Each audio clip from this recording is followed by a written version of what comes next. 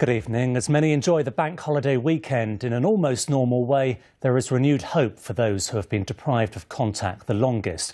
From Tuesday, care home residents in England will be able to spend time with loved ones outside without having to self-isolate on their return, whether it's going out for a walk or sitting in someone's garden. It is a small taste of the freedom now being enjoyed by younger generations, but as ever, the warnings continue that any further relaxing of the rules should not be taken for granted and that the danger has not passed. Martha Fairley reports. You just said 20. Next number is 38. While the number of COVID infections and deaths has been going down, care home residents in England, including here at St Anthony's in Watford, have remained behind closed doors. But from Tuesday, some restrictions will start to be lifted. Just got to hope for day by day, you know. Yeah, that's all I can do, isn't it, really? I like to get out and I like to be with my friends and that, you know. Visiting family is brilliant. Yes, that's superb. That's probably a good one.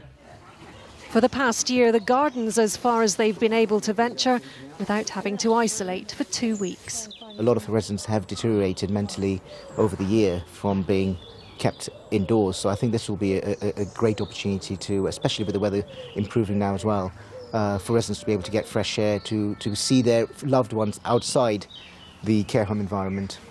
On May the 4th, they'll be able to go for an accompanied walk or visit a friend or relative's garden, vote in person or eat outside at a restaurant or cafe, just days before campaigners were due to take legal action. Anything's positive if it starts to release people who've been confined for 14 months. I think we have to ask ourselves a few questions. How on earth has this been allowed to happen? The government says it hopes to increase visits as the risks reduce.